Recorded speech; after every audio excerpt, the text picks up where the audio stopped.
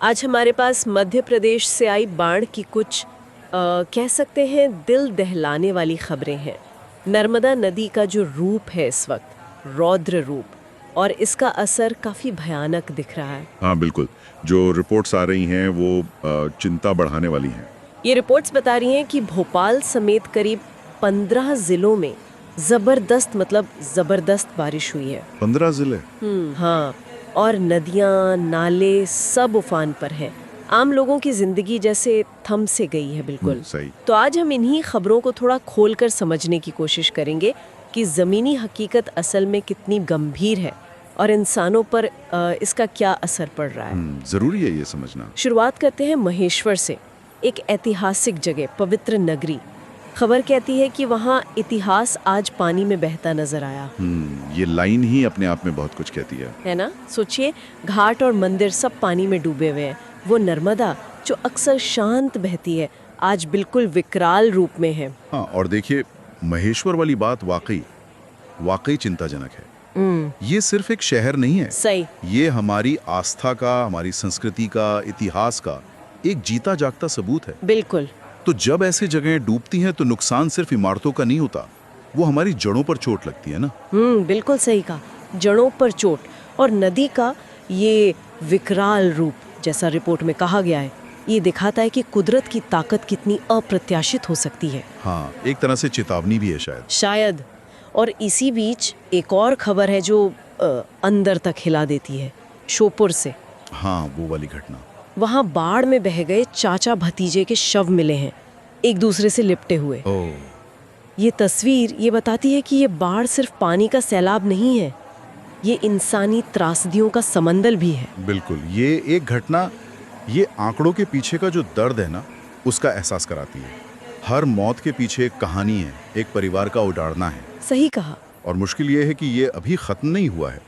मौसम विभाग ने अगले 48 घंटों के लिए और भारी बारिश की चेतावनी दी है। ओह, तो मतलब अभी और? हाँ, मतलब नर्मदा, बेतवा, चंबल जैसी जो बड़ी नदियां हैं, उनका जलस्तर अभी और बढ़ सकता है। खतरा टला नहीं है, बल्कि वो शायद बढ़ रहा है। ये तो बहुत ही गंभीर बात है। जाहिर है प्रशासन भी हरकत में होगा। हाँ बिल्कुल, प्रशासन तो लगा हुआ है। कई जिलों में स्कूल बंद कर दिए गए हैं, ये खबरें हैं। पुल और रास्ते भी बंद हैं। प्रशासन पूरी तरह अलर्ट पर है। जी, SDRF मतलब राज्य आपदा प्रतिक्रिया बल और पुलिस की टीमें वो लोगों को बचाने में लगी हुई हैं।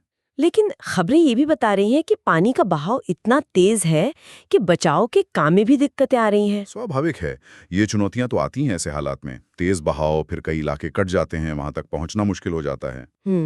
और जब इतने बड़े पैमाने पर, जैसा आपने कहा 15 जिले, जब आपदा आती है तो संसाधन भी कम पड़ जाते हैं कई बार। हाँ, ये भी है। तो ये SDRF और स्थानीय पुलिस ये वाकई बहुत मुश्किल हालात में काम कर रहे हैं। और लोगों से लगातार अपील की जा रही है कि नदियों के पास न जाएं, चेतावनियों को गंभीरता से लें। हाँ, ये अपीलें बहुत जरूरी हैं।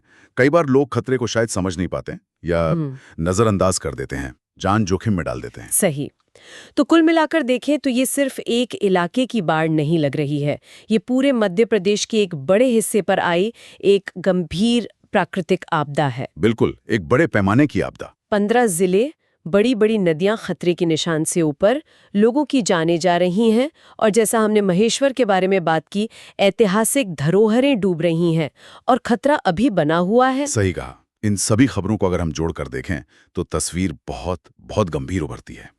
ये हमें दिखाता है कि कैसे भारी बारिश का असर एक साथ कई नदियों पर पड़ता है, कैसे ये नदियां फिर शहरों और गांवों में कहर बरपाती हैं, और कैसे इसका सीधा असर इंसानी जिंदगी पर और हमारी सांस्कृतिक विरासत पर पड़ता है। हाँ बिल्कुल, ये एक तरह का चेन रिएक्शन है। और जब हम ये सब देखते हैं ना, ये उफनती नदियां, डूबते हुए घाट और वो श्योपुर वाली दर्दनाक तस्वीर, तो इंसान सोचने पर मजबूर हो जाता है ना। हाँ बिल्कुल, कि जब प्रकृति अपना ऐसा रूप दिखाती है और हमारा बनाया इतिहास और हमारा वर्तमान दोनों उसकी लहरों में हिलते हुए दिखते हैं, तो ये हमारी अपनी जिंदगी की नाजुकता और कुदरत की उस जबरदस्त असीम शक्ति के बारे में हमें क्या सिखाता है, क्या सोचने पर मजबूर करता है।